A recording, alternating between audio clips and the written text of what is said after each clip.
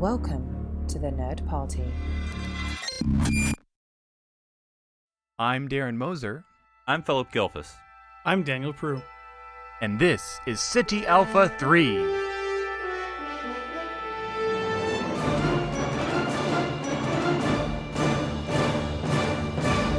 Hello, everyone, and welcome to City Alpha 3, the Nerd Party's Star Trek podcast. I'm Philip Gilfus, joined by my two co-hosts, Darren Moser and Daniel Prue.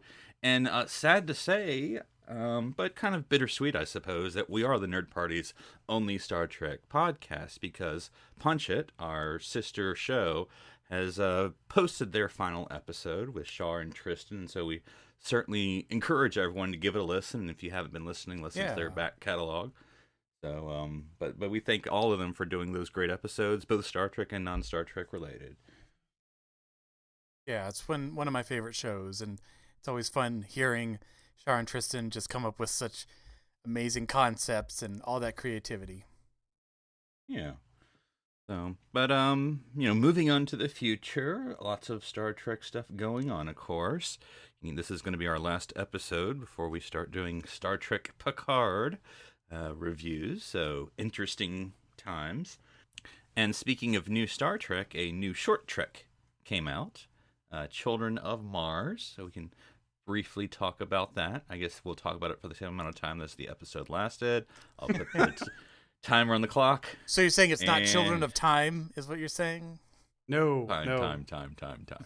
So, it's very Darren, what'd you think of this episode? You know, you have kids, probably are somewhat around that age, a little younger, I know. But anyway, what'd you think of that episode? Well, I'm still saving my pennies from CBS All Access, so I haven't seen it yet. Oh, but, you haven't? But feel free to talk about it. No big deal. Oh, okay. All right. Well, Daniel, what'd you think? I mean, I saw pictures. It looks like there's a subspecies on Mars with like some forehead thing. Are they like Martians? No. So that's what it would make you maybe believe. When does it take place? Can you tell me that? This is a setup for Picard. Okay. So it takes place. Please tell me we see a memorial for the Mars defense perimeter. I mean, the episode doesn't take place on Mars. Okay. Is some. I was confused, Daniel, but go ahead. I was confused, but you're right. I guess it is. Is there like Earth, an old right? Confederate Terra Prime like guy somewhere in the background? Wishing he'd won? So the children of Mars are actually children of workers from Utopia Planitia. Okay. And there's attack on it. I did hear someone say something about an attack on the shipyard, but I didn't know what that was from. It's way bigger than it. And I don't want to get ahead of myself here. It's a very large attack on the entire planet of Mars, it seems to me. It's not just Utopia Planitia. Yeah, it pretty much gets obliterated. Wow. Yeah. I mean, the planet doesn't blow up, but everything on the surface does. Wow. Yeah. Who attacked them? So all we get is a news snippet that says attacked by synths. Okay. Yeah. Yeah. So that's did where they we happen go. to have because- F8 on their forehead? Well, I think it was the balance of the Force has been thrown off. And wait, you said Yeah. Sith. Yes. Synths. Oh, Synths. man, that threw me off. Oh, see, I thought Synths. Mars was Exegol, and it's so easy to tell them apart. One is red and one is white. But Now, this is kind of important, especially for Picard, because it definitely gives us our first glimpse of what might be happening here. And to be fair, I was thinking in my head, I'm like, oh God, are we going to do a robots versus everybody else thing? Is that what this is going to be? But then I thought in my head that Starfleet has a pretty terrible track record with treating non-organic. Yeah. Yeah. So I'm like, oh, yeah, man, if Maddox is like, Up the to evil general. up to his elbows in synths and bad. And I'm like, plans. so we don't know exactly what the scope is here, but there is a synth attack on Mars. And we don't see the synths, I'm assuming.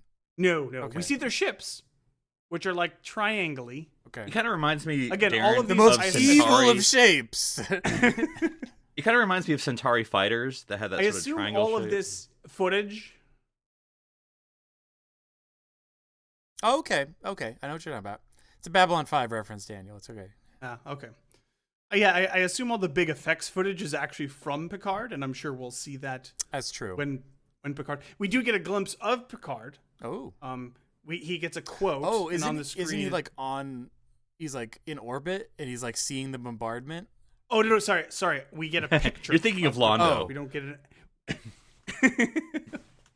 It says it's like a newsreel footage, and it says like 20, CNN or whatever. Yeah, it says Admiral Picard responds to attack, and he says it's devastating or whatever. What else was he supposed to say? No, I'm not really sure.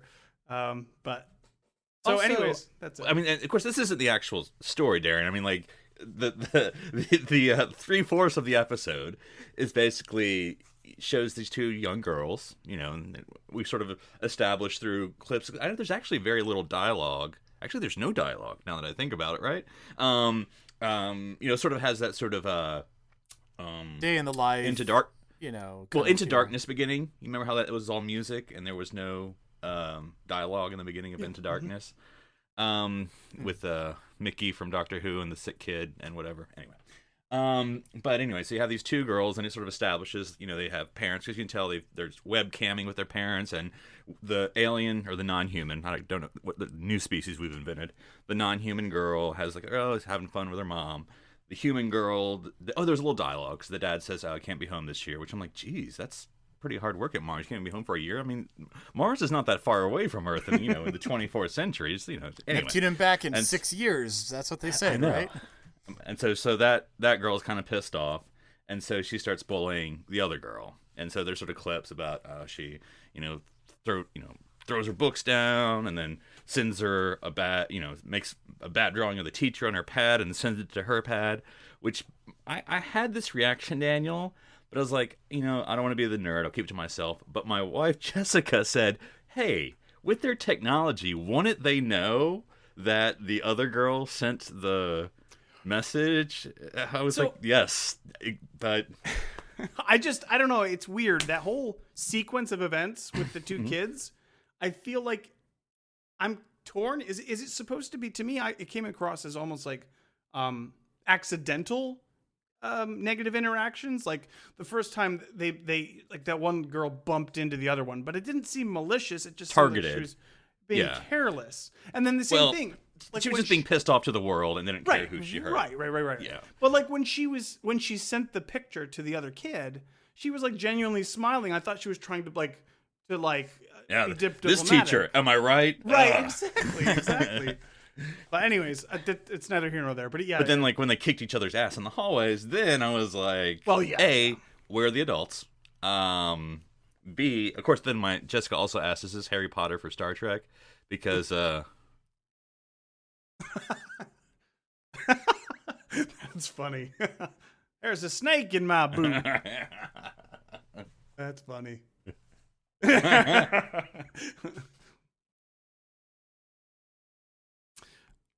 But yeah, so so basically these kids just think their kids are going to be kids, and that's fine. There's but no also, with that. not to dig into it, but that's what we do, of course. So private school, or let me rephrase. So uniforms, like in other words, and again, I'm going deep into this because I'm thinking, okay, it's easy for the costumer if kids are in school uniforms. You just make a bunch of uniforms for kids. You don't have to do individual clothing. But they're now telling us that in the late 24th century. And also, did you notice that the genders, well, as much as we want to define that, had different clothes? All the girls had, I don't remember what color it was, and all the boys had space pink, a different color. Oh, I didn't notice that, actually. I didn't. Because first it seemed like it was an all-girls school. And then I saw the boys, but they were wearing different uniforms. What bothered me the most, actually, like if we're talking nitpicks and stuff, was why is there even a school bus in the 24th century? Yeah. Everybody can use the transporter. Well, transporting everybody to school seems a little bit resource intense. We have infinite resources, Darren. We've talked about this. There's so many nitpicks. Because, whatever. The story is what it was, which is not much. But anyway, in my opinion. But anyway, so the part, Darren, they have, so like the one girl knocks the other girls, it's like they're going to, the Hogwarts train. But the girl knocks her books out, and so the girl has to pick up her books. All the other students go into the shuttle, and then the girl's like, oh, let me go pass. But then the force field comes down, and she can't go to the shuttle because of Dobby the elf has created the wall there, and so she's like, ah, and then she shows up late to school because she had to find a transporter pad. I don't even know. That's true. That's a little weird. You would think that imagine like that if you take that directly analogous to the real world. Why did Force Shield go off? If one kid pushed some other kid's books out of his hands, and the bus driver can see this event happening, and then takes off because the other person's picking up their books, that's kind of a dick bus driver, man. Just wait the extra 30 seconds, let them pick up their books, and then we can go. But anyways, of course, now that I've thought about this even further, Daniel, and this goes back to all of Star Trek and not just this short trek. Do you even need pilots? Like, shouldn't this be self-flying shuttles at this point? The text the That's kids. how you get a synth war, Philip. Yeah, that was. I mean, we kind of talked about this when Discovery brought out Dot. And I was never a fan of the dots, the little I don't even want to think about the dots. What about animated dot? But yeah, but basically reboot. The thing where it's like Star Trek and it's one of the biggest differences between Star Trek and Star Wars is how Robble. Oh, am I coming through? No, you're good. Oh. You're good. One of the biggest differences between Star Trek and Star Wars is just how one has a society of robots to do the dirty work and one doesn't. But maybe we're about to get that problem with the synth war. Yeah, it'll be interesting. Anyways, so basically, these kids get into a fight, and then they go to the principal's office, and you'll never guess what kind of a character the principal is. Yeah. What species? Of course, it's a Vulcan. Also, it's a very you can My tell it's very species West is Coast. genetically predetermined to be a principal. I also like how West Coast this school must be, because it's not a principal's office. It's just the middle of the building. Yeah, it's kind of a giant room lobby thing. Yeah. And that's where we learn. Of course, they're sitting back to back. I don't know why you would put two kids dramatic effect, fighting, I assume, alone into the same room. Also, why wasn't her nose still bleeding? But anyway, go ahead. Well, because they only have so much blue blood. So they get in this fight. They go to the principal's. They're, I guess, waiting to talk to the principal, and they're back to back on these couches things, and that's where we find out that the attack happened. Everybody's phone gets the Amber Alert. Yeah. Oh. And it's a big thing. Are they presumed killed? Because you said the whole planet was pretty much wiped out. Yeah, this is my favorite part because this is what you should do at what would we call this? Middle school? It's not. I don't know. They're pretty young for high school. I'd say so. Yeah. What you do is you have a really big TV that you want to put on screen, the planet getting attacked in front of the children. It's not like maybe we should just stop, cancel classes, send everyone home. It's like, no, kids, let's watch this. That's exactly what we did at 9/11. Everybody watched it on the TV. Yeah, your home, or did the elementary schools or middle schools throw it on the TV and have all the kids watch it? We watched the news in high school that morning. I mean, that Middle was high school, but yeah. So, yeah. Yeah, those are probably your parents. So, okay. So, I mean, it's obviously the biggest takeaway is the synths, where... No, the biggest takeaway is that once again, because we don't fund the Mars defense perimeter, it's failed once again. Like, guys, what are we, 0-2? So I was thinking about this, and again, this is just speculation, and I've just watched this, but it's got to be my only understanding. The only thing that I could make sense of this be, why would they, even if there's this synth thing going on, why would they attack Mars? And I assume that they're the majority of the workers on Mars, and it's some sort of revolution type thing. That could be. And they're taking off from Mars. That's what the only thing I could come up with. Otherwise, why would they come back and just attack Mars? It didn't really make any sort of sense. Well, there's also, so the one line that I had heard someone say was, someone had pointed out that perhaps because of this attack, especially on Utopia Planitia, might have explained the delay and why in Star Trek 2009 the jellyfish was so rushed and there weren't other ships to help Romulus. Like, we're recovering from this crippled event. Which is a thought. Like, I don't really know if the timeline stacks up, but if this is pre or post supernova. Presumably it's post, but we don't know. We're well, not there yet. In the comics, which I know y'all haven't been reading, but it's in the comics, in the Countdown comic, whatever you want to call it, he's Admiral Picard during the preparation for the supernova. Right. So he's Admiral Picard in this, so that could line up, Darren. Yeah. So, but I mean, it definitely, I mean, the biggest reveal I feel this is giving us is from the Picard trailer, where we see the Data-esque looking androids with numbers stamped on their foreheads. Like, those have got to be the synths. Like, that, I'd be highly surprised if they weren't. So it kind of sounds like we're talking about slavery.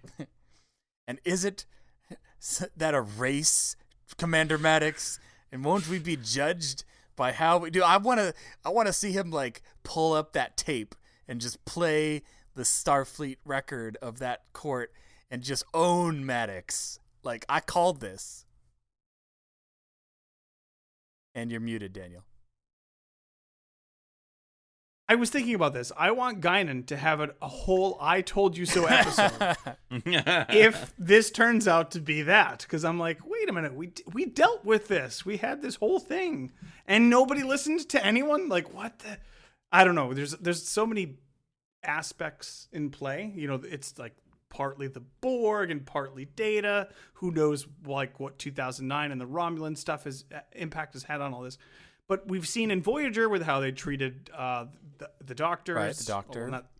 Like the other Mark ones. Somebody here is... Some bad roles stepping in it. We all know. Yeah. We all know. Well... Guess we'll see. Another Trek topic, if we're done with this one, I have something else to... Well, I was just going to say, overall...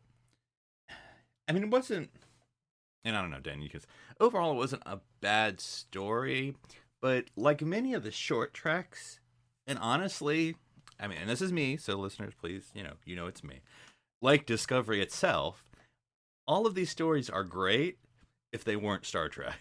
But like, because not all the shorts, because a lot of the short treks have been Pike or something, and obviously that's very, and a part of it. But like, this story is a great story in of itself, but like, it's a little over the top, because it's like, oh, we were just fighting each other, but like, as the girls are watching the explosions and the news, they both reach out and hold hands. And I'm like, I mean, 9/11 makes friends. I mean, I guess that's the message, but I don't know. Stardate 9110000. Yeah, I mean, I'm not trying to joke about stuff, but I mean, it just seemed really, I don't know. For me, again, I'm the same way with you. It's not like I was in any way found this terrible or offensive or anything like that. It was fine. But it felt, I was hoping for like a distinct difference in like writing style and like a different feel, because this is totally now different, but it feels very much par for the course with what we've seen come before, which makes me a little nervous. I don't know what that means, but it's more, it's less about, I don't know. It feels like they're trying to go for emotion without earning it, and pay off without building up to it. The same way that the Discovery has that big problem.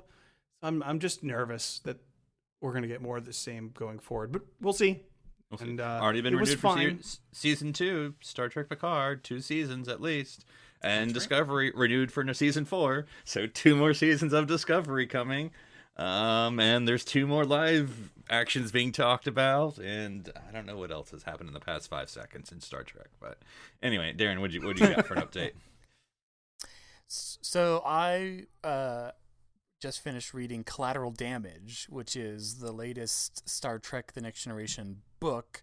Now, I don't know how this book fits in with the pre-Picard stuff. There is a pre-Picard book that I haven't read. I don't think it's even come out yet, or maybe it's right around now, that directly ties in. But it's interesting. This one deals with Picard and basically his pre-trial from his connections with a Section 31 thing, and It's also got a bunch of stuff going on with Worf, and it's really good. It's a really good book, but it's interesting because I feel like this is the book universe. Like I wouldn't be surprised if they didn't directly tie this to Picard, but and he's not an admiral. Well, no, he's not an admiral at this point. He's still a captain. But anyway, he's on the E. Yeah, he's on the E. So basically, while he's doing his stuff on Earth, and the cross examiner is Philippa. A big shock. Is B4 there? Shock. No. No, actually, at this point in the books, B4 has become Data or like something. Data's consciousness came. Well, yes and no. He came back, but he also kind of merged with Soon's memories, and so he's basically going by too complicated. I'm out. Oh man, what? But he's basically like a kind of amalgamation of the two, so he's his own person. But Tuvix. Anyway, all I have to say, it was a good book, and I really enjoyed it. But I haven't picked up. I don't know why I haven't picked up the newest Discovery book. I've read all the other ones, but this one I don't know. It basically sounds like it's a novelization of that one episode where they find Dr. Culber in the Mycelial network. So I'm like, I don't really need a book of that. So I think you mean like the worst thing that happened to Discovery? I think I'm gonna pass on this book. Just in the future, are Discovery books going to take place in the future? I guess that's what's going to happen, right? well, I have no idea. They're all in the future. I mean, none of them have been. Well, yeah, that's the true. future. All right. Well, for the rest of the episode, I thought we'd just have some fun as we get ready for Star Trek Picard, and talk about what would be our ideas if they tried this concept with other Star Trek captains. So, and there's no rules here, but anyway, so Star Trek Kirk. Now, this could be you want to do it. Is there a colon? Because that's important.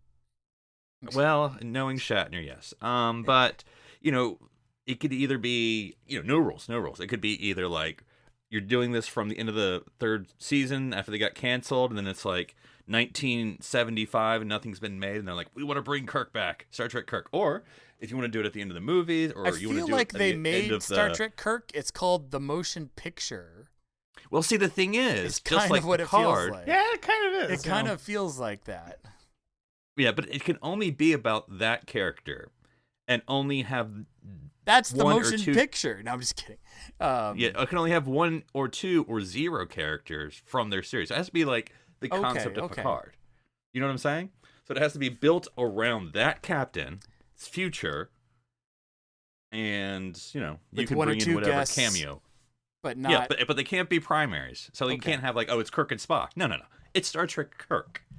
So you can have Spock show up at the end of the episode, or the Riker cameo or whatever. But that's it. But you could do the Kelvin Kirk if you want to. You can do TOS Kirk. You can do TAS Kirk. You could do it after the movies Kirk.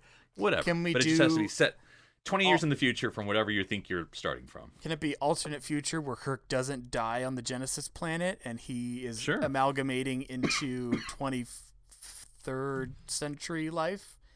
24th? 24th century life? That could be interesting. All right, pitch me, Darren. What is Kirk didn't post-death die Kirk? They brought him back. They used the biggest hypo spray ever to be seen, and it brought him back. Or what if I mean leftover amalgamation Palladian rays from the Nexus resurrected Kirk's body, and he's totally alive. It's totally, what would he be doing? Totally. So I would say he's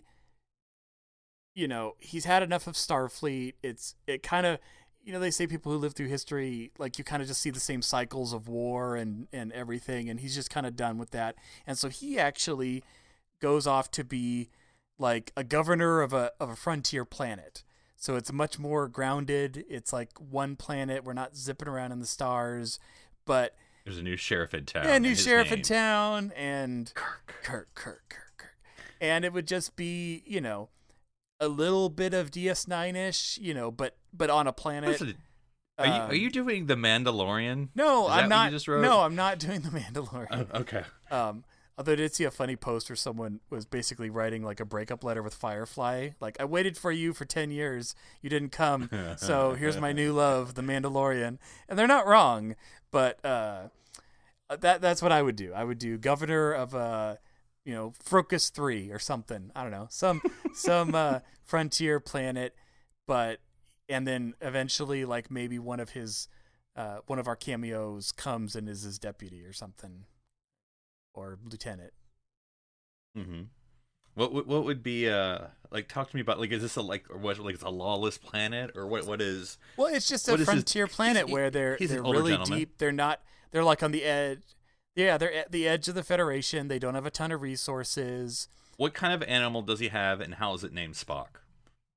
It's a dog named Butler the Third, obviously, and yeah, he'd be running that town as best he could, and he's got a lot of stories to tell to the young and upcoming generation. Yes, you told us about the time you fought the Gorn, Sheriff Kirk. Oh boy, have I told you about the time I fought the Gorn? What about you, Daniel? What would be your Star Trek Kirk? I was just thinking that we continue the storyline from Generations. Okay. And you totally shift genres, right? It's going to be more like think of it like a Lois and Clark type show, kind of a cheesy, corny, love-y soap opera-y type adventure I was show. totally thinking Lewis and Clark as in like the adventurers who plotted out towards Oregon. No, I know Daniel. Now I get what you're talking about. Lois and Clark, The New Adventures of Superman. There you go. There you go. Right. Full title. Yeah. Which, by the way, short person have you cast for Kirk in this one? No. I mean, in this hypothetical, it could have just been Shatner in the late '90s. No, I know. So yeah. And so you have him, riding around on horses and chasing bad guys, punching them out and stuff.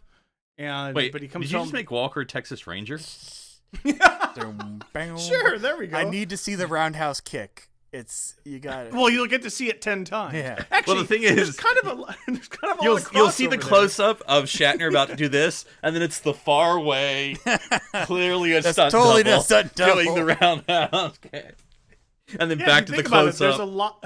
There's a lot of similarities between Walker Texas Ranger and how the Star Trek action was in the original series. So yeah, that works. That's perfect. Who's his love interest? Because it's obviously Star it's Trek. Antonia, right? That's her name. Okay.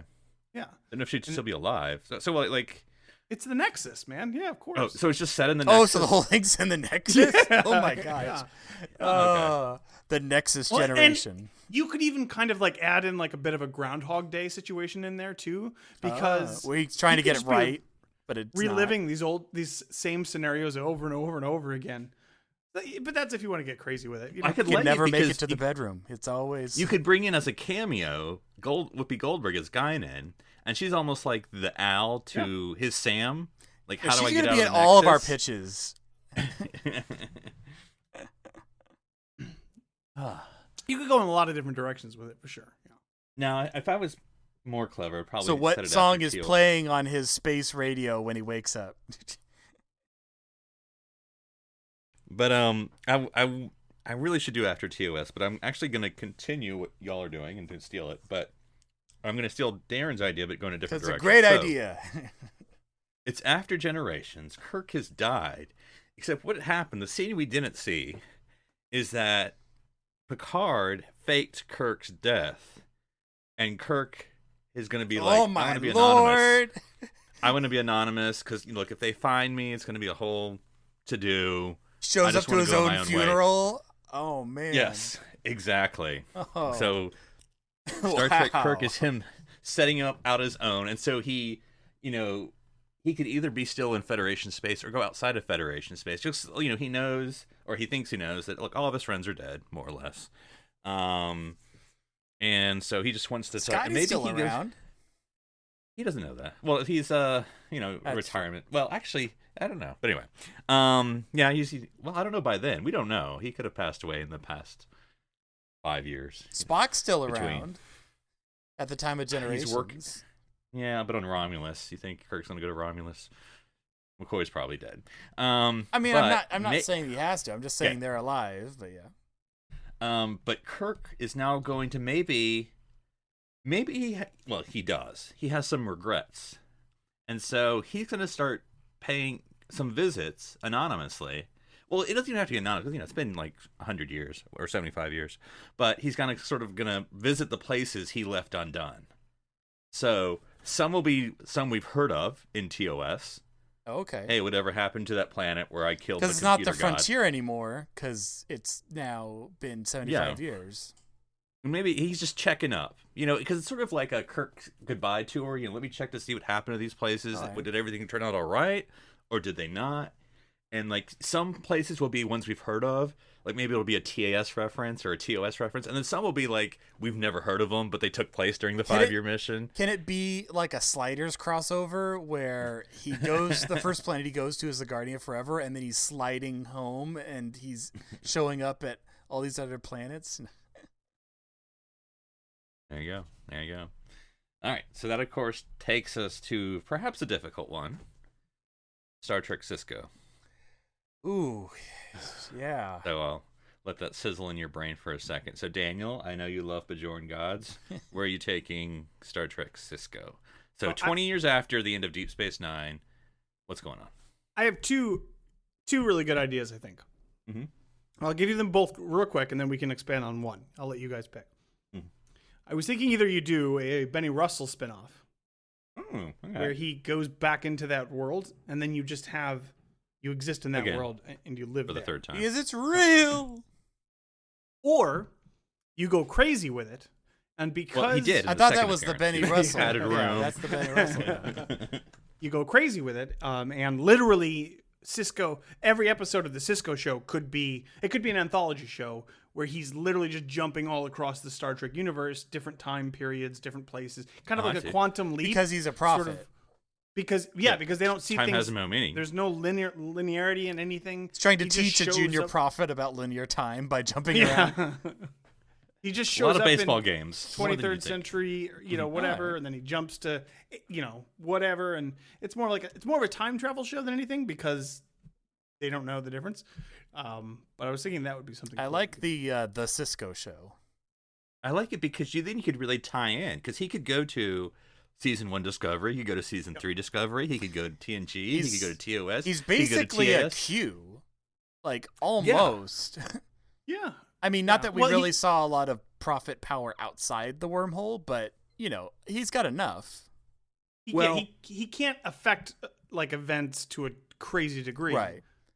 He can in the sense that he can go before events and change things, but he can't, manifest things. He doesn't have those sort of abilities. But yeah, just the time thing itself is an interesting sort of, especially when he doesn't have necessarily control over it because they don't see it that way. It's not like a path in front of them. It's just jumbly and spiderwebby sort of thing. I think that'd be pretty cool. It reminds me of, because the Prophets, and again, A, not my favorite series, but B, it's been a second. But the 7th season storyline that we all know and love, when it's revealed that his mom's a prophet. But to me, that reveals that the prophets certainly are not above some intrigue, some messing around with things. Yeah. And so that's who they are, apparently. And so that's why they're sending the Sisko to these different times. Maybe all the prophets are people like the Sisko that eventually ascended to prophethood, and as they stay a prophet, they slowly lose their ability to absorb linear time. Interesting. And you know who could be a potential antagonist? Because it wouldn't be a villain per se, but it could be. Just an opposing force. The time agents. It could be the Department of Temporal Investigation. No. Yes. I have a way better idea here. Okay. You could have Sisko become, oh God, what was his name? The bad guy, the original bad guy from Enterprise. Future guy. Yeah, future guy. Oh my gosh.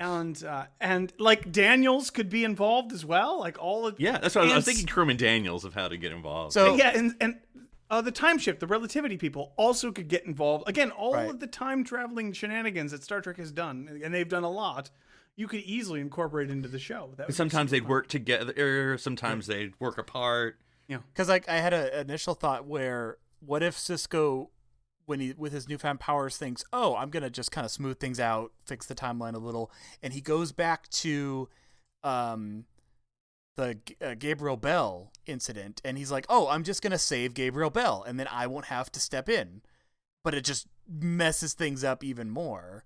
Are we talking Back to the Future Part 2? Yeah, it's basically Back to the Did you Future just- Part 2. Where I mean- he slams himself against the door and... You would think there'd be one place Sisko would go first before that. Well, 359. Yeah. Oh, that's true. But yeah, that could screw everything up too. Like he could try to, whatever. Then the whole quadrant. The temporal investigation folks are like, "Sorry, Wolf 359 is a fixed point in time. You can't change it." Doctor Who. Yeah. I was actually also just thinking, Philip, about how much it could have a lot in common with Doctor Who. You have this one central character that's literally just traveling along all these different points, and the whole conceit of the show is just time travel. So. Well, I like the part where an ultimate antagonist are the prophets themselves. Because, as you said... Because they're meddling. Well, let's say Sisko can't control where he's being sent. And so, I mean, his morality will make him do whatever it is they want to do, or do it in his own way, whatever. But then he'll get sent somewhere else, and he's like, "No, I want to go to Wolf 3." Maybe he'll try to figure out, he's always trying to maybe figure out a way to control the system. Oh, to save Jennifer. Yeah, or to Oh, go home to man. his kids. I just had a great idea here. So either as the pilot or the finale, you have, I would think, Or it probably both, makes, because it's time travel. that's true. It probably makes more sense as the pilot, as a cautionary tale. Right, because you got to So- set some limits. So yeah, exactly. Newly Prophetized. ascended Sisko is he's Proselytized. like, okay, Okay. I can do it. I can travel. The time doesn't have any constraints. So he tries to go. And then the he tries prophet Jennifer is all like, "No, the Sisko cannot interfere with his own time." And he's like, Right, "Just right. watch So- me." he goes back like right at the end of What You Leave Behind. And then something disastrous happens. And that's why Sisko never comes back in our actual prime timeline. But we learn that right away. We learn that when he came back, something happened in the peace treaty, and then whatever, and blah, blah, blah, blah, whatever came and blew up the thing, and blah, blah, blah. So Sisko he's trapped. He's locked out of his own timeline for fear of whatever happens, like the worst thing ever in the history of the galaxy. But he can try to affect things slightly, a small amount by going to different points in time. But he cannot go back to Deep Space Nine. Basically, he just can't do. Because that. he- I mean, it would be a little dark, but what if It's like Deep he's Space Nine. trying? No, but what if he's trying to go back to Deep Space Nine, but he overshoots it, and he basically causes the nova that destroys Romulus? Okay, we're like- putting it all in there. Yeah, but I mean, imagine how he'd feel about that. He destroyed Romulus, and well, he Remus, didn't but- care about it. Didn't bother him about bringing him into a war. So I don't know if that's a real good spot for Sisko to be. Did I make the right decision? So it sounds like a lot. I don't know. I think that's any other ideas. I think that's. No, I probably think that one was of fun. We all kind of pitched in on that one. That was a good one, Yeah. Daniel. All right, so Darren, I'm going to put it onus on you. Star Trek Janeway, So 20 I was actually- years after. I was actually thinking about this one, and the awesome thing is you could literally just tell the Picard show. You could almost Similar, substitute former admiral. and she has experience with the Borg, and she has experience with sentient beings. She could, as far as we know about the plot, she's interacted with Seven before. She hasn't with Hugh, but you could almost tell the exact same story with Janeway. Not that I'm saying we do that. I'm just saying it shows how strong of a character she had, where it's almost synonymous with Captain Picard, what we rank as one of the greatest captains. But yeah, I would like to go kind of like the books did, where once they had kind of the transwarp technology worked out, that you had a second expedition that went back to the Delta Quadrant to kind of catch up on, kind of similar to your idea, Philip, where it's like, catching up with the Talaxians and the Ocampans and, all the teeny Krenim Empire, and all the others. I think that would be really interesting. And obviously it would be, to keep it grounded on Janeway, I think it would work better if she was like the head of like a task force. So she's not necessarily, she's more in an administrative role. So yes. So she's still Starfleet 20 years later? Yeah, sure. Or maybe a consultant at this point because she has the most experience. No one else wants to go back but her. Or no one else from her original crew. That quadrant? Like, I'd rather do Gamma. No one else really, from her honestly. original crew, yeah. Or maybe that's how they get there. They take the, they go back the shortcut way. They take the wormhole and then cut across on the backside of the galaxy. I'm trying to think what would be, if they had, like you said, if they had the, what is the Federation's goal? Is it to make the Delta Quadrant part of the Federation? So you could almost do a, not Enterprise, but think of it this way. Forming the Federation. I mean, it's almost the Deep Space Nine pilot, right? Bring Bajor into the Federation, but like, where is she trying to like bring either the Quadrant as a whole, which is a hard deal because the Borg are not going to be great, or some race or planet into the Federation? I think it makes sense to kind of have a little adjunct to the Federation, because think of how many times the Federation in the Alpha Quadrant has been close to being defeated. It'd be nice to kind of have a lifeboat of the Federation that's off in a distant part of the position. Yeah, basically like, okay, if Earth fell and we lose all our stars in our flag, we can restart from, like, it's like the beta site basically for the Federation. I like that. Earth 2. What if their goal, I was going to say, what if their goal is to get to reabsorb like the 37's planet? Because those are actual human people who were taken off of Earth, and that's basically an unofficial colony, right? Right. They're basically setting up a small colony system, and expanding from there. They're not trying to, they're only, because again, that's the thing with the Federation. Like, they're not conquering, they're just joining into, and there are several planets that, if the transportation wasn't an issue, there were several planets they met along the way that would have been prime for membership. Now, y'all are going to call a hypocrite on me, but that's fine. Because this is, so in the future, things could have changed. A Section 31 show with Janeway, but it's not Section 31 anymore, because things have changed in a good way. So where that organization has evolved, and so, because I like this concept, a fallback point for the Federation.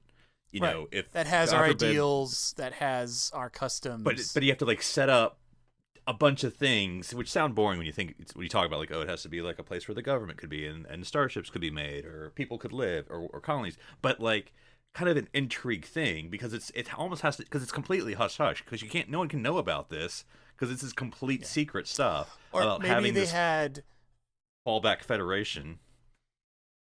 And so yeah, she's like encountering little cloak and dagger for Janeway. Maybe you have like a technology that can push this flotilla of ships one way into the Delta Quadrant, but they can't just zip back and forth. So it's like, okay, we're going back to the 37's planet or somewhere midway through their journey, and we're going to set up this fallback Federation, but all we have is what we bring.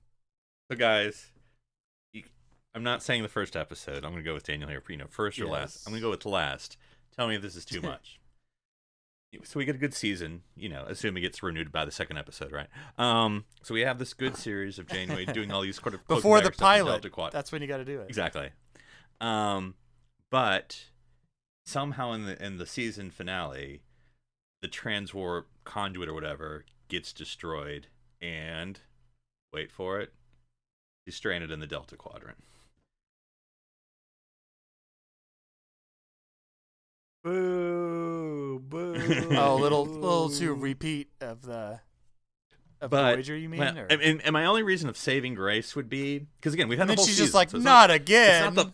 It's not the pilot. I'm not saying we do, but the same thing, does she keep the mission going? Because like, whatever. Going home, but this time going home's not the mission. It's the mission is the mission. It's the right. making this fallback the big Federation. change is the lack of contact. Yes. So it's just not. It's not an idea. It can only last for 2 episodes, and then by episode 3 in the second season, it's fixed again. But I throw that out there. All right. Well, that's where my idea for... was. The technology was that pushed them there, made it one way. That it wasn't like a 2-way street. That they knew going ahead, but they have like a set of flotilla of like a dozen ships. So it's not like imagine a colony ship type thing. Like it's not the Voyager, which was not designed for that type of a long stay. I mean, they could really defeat the Borg, so it's a pretty good ship. All those hidden torpedo packets, secret shuttles. I mean, that was secret. They don't build those things like they do anymore. All right, Daniel. Here we go. Now I know what Daniel's gonna say. It's gonna be a complete show about the Millennium Gate, isn't it? Is that what it's gonna be about? Well, no. I think we need to know, Daniel. We need to know. I think we kind of, we have a concept. So I was going to move on and say, Daniel, give me your pitch for Star Trek Archer. Oh, yeah. That's much more interesting to me. Way more interesting. Go for it, Daniel.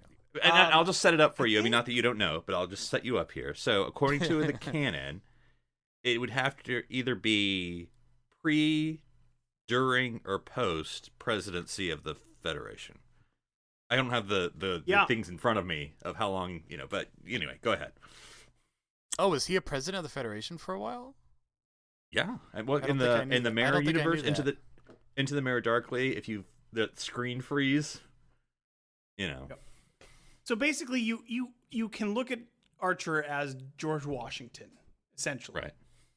And I actually think that's kind of cool, and that's what you'd want to do with it. Philip, I know you and I have the same love. Is this going to be the West Wing? I'm saying Star Trek West Wing. Oh my god! With President Archer. I so want to see that. I think that would be amazing. I think that would be amazing. The press secretary is a Tellarite. Please tell me the press secretary is a Tellarite.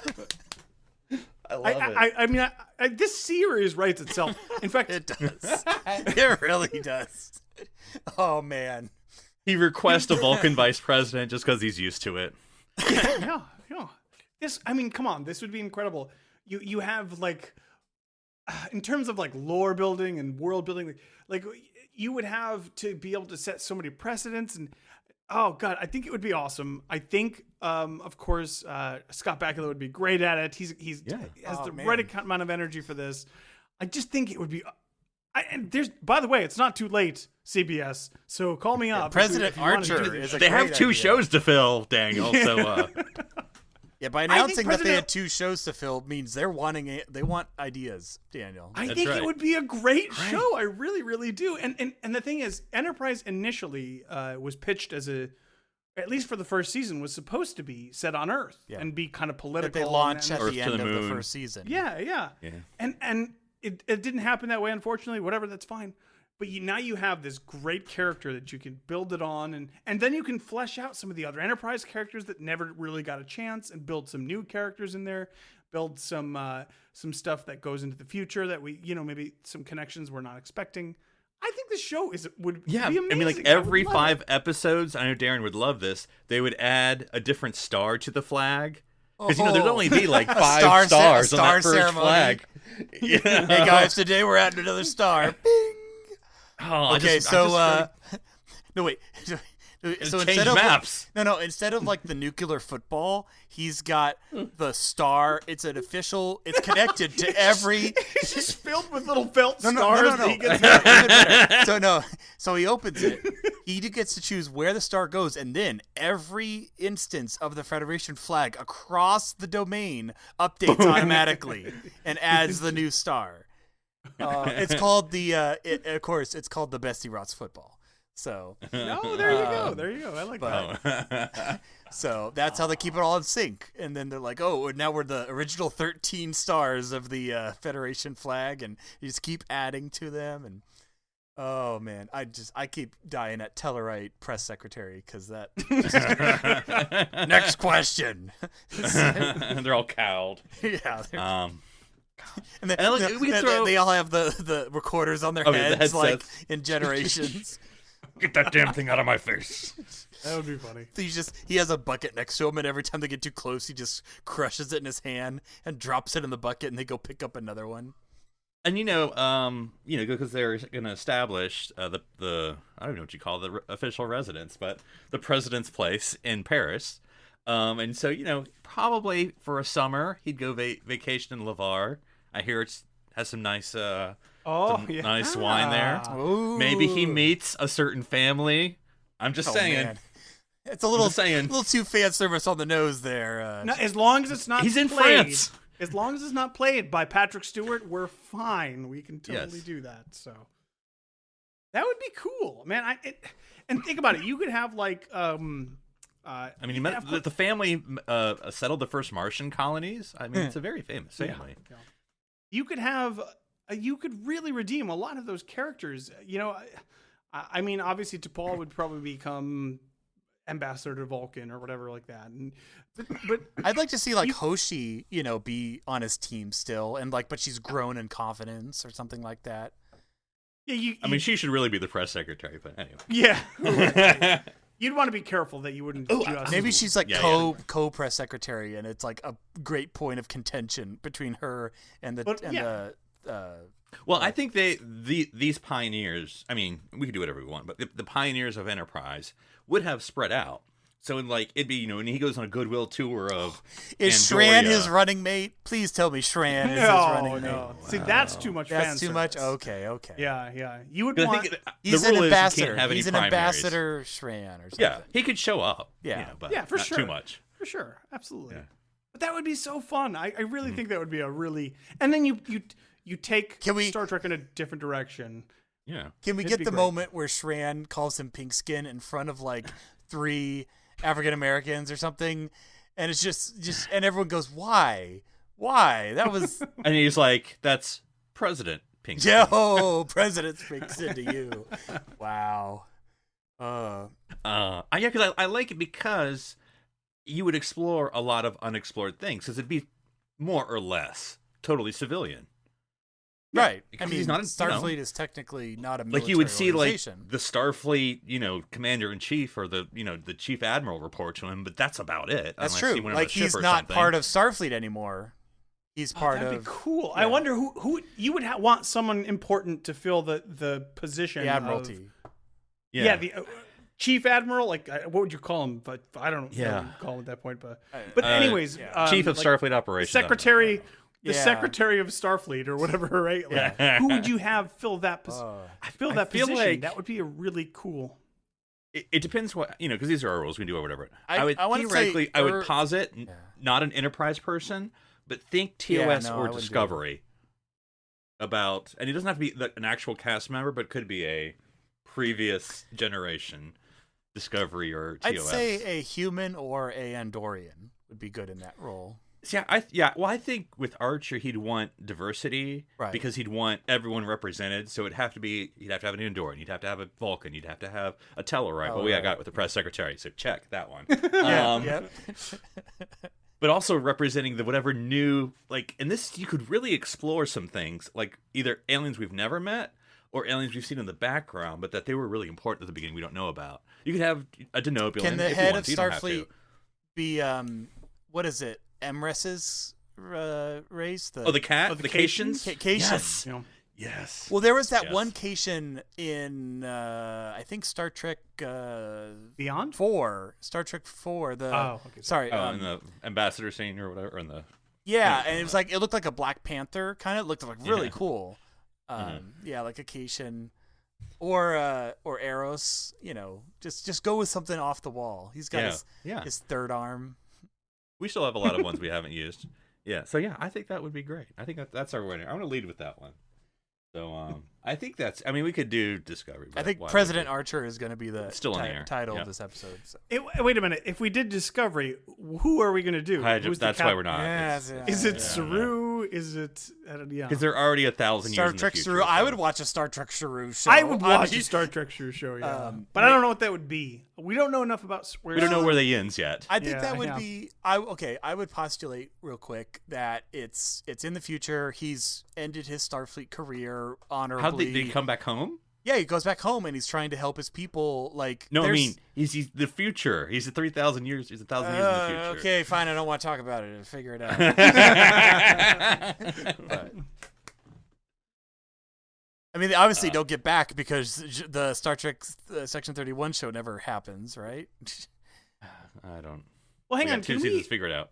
Before we close this out, Philip, can we just talk about what the show would be like if we did Star Trek McDuff? What do you mean? We've had that show the whole time. He's Daniel. on the good ship Lollipop, and well, he'd be Admiral McDuff, obviously. Oh man, great stuff. So, we're still at the war with that one race. It's just one photon torpedo would end it, but we won't pull the trigger. No, I think West Wing Archer is the best Star idea. Trek President Archer. Yep. President Pinkskin, but don't. Yeah. Anyway. No, we're not calling it President Pigskin. We're calling it President I mean, we're not Archer. going to call it that, but I mean, that's what they're going to call No, it. I'm saying President Archer is the episode title, but I'm not putting President Pigskin. All right, guys. Well, like I said, we're going to be waited on bated breath as Star Trek Picard debuts on CBS All Access or wherever it is in your neck of the woods. Check your local listings. All right. Darren, until then, where can people find you on the interwebs? They can find me on Twitch, TikTok, or Instagram under username Dr. Sci-Fi, DRSCIFI. And Daniel, if people want to talk to you about your countdown party you're having, where can they reach you? They can find me on Twitter at OneUpDan. That's the number one, not the word, as in 3, 2, 1, let's go.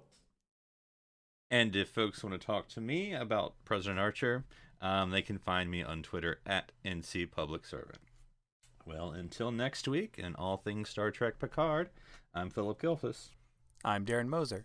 I'm Daniel Prue. Stranded here on City Alpha 3.